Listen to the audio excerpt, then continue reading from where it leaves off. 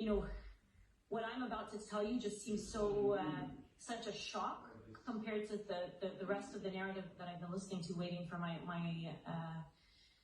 interview. This is an avalanche of human suffering that's 100% man-made. It is the worst humanitarian catastrophe I've experienced in my lifetime and in my growingly long career in humanitarian medicine. And it's burning through the hearts of every single humanitarian that I know. You know, I'm going to paint a picture for you of the degree of suffering that we're seeing. People keep asking me about medical aid and hospitals and the situation of the hospitals. The entire hospital healthcare system collapsed almost a week ago. It was announced on TV for the whole world to see.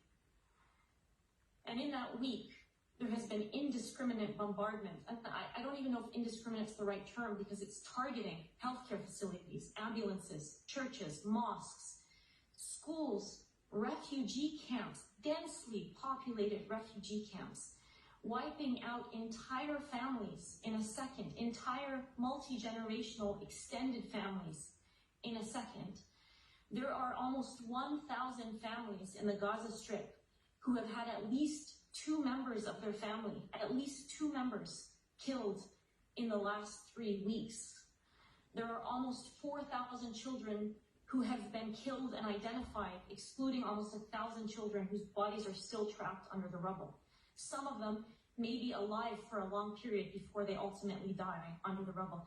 And I'm sorry if there are any young, children watching this. Perhaps this is a good time to ask them to leave the room, but I think it's important that I paint a picture, particularly when I'm following a news narrative that almost dismisses this avalanche of suffering that is unprecedented in modern times.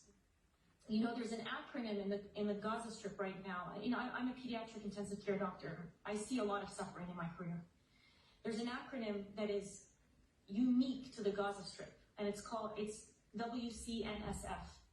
Wounded child, no surviving family.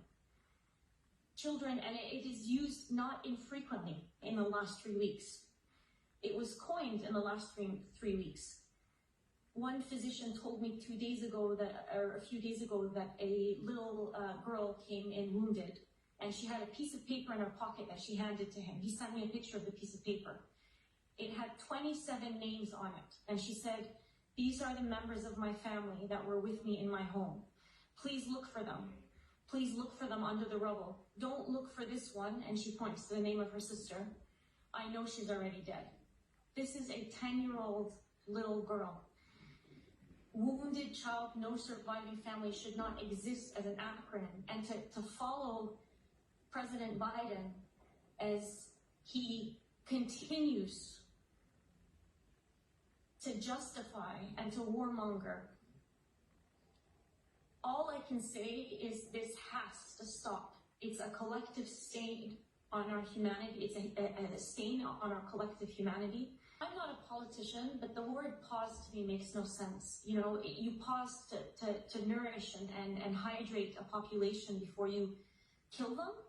It just doesn't make any sense for me. You stop the bombardment. That is what the entire global community should be pushing for and should be insisting on. And I think in leading up to my introduction, I think you interviewed somebody who said something very similar, a Gazan who said something very similar. The priority is not giving us aid. You need to stop the indiscriminate bombardment. So I think, yes, what is needed is a humanitarian truce or a ceasefire, global intervention, things that were voted for by the overwhelming majority of countries on this planet a few days ago in the General Assembly of the United Nations, yet they're not adhered to and are completely disregarded by the powers that be. 2 powers, to be specific.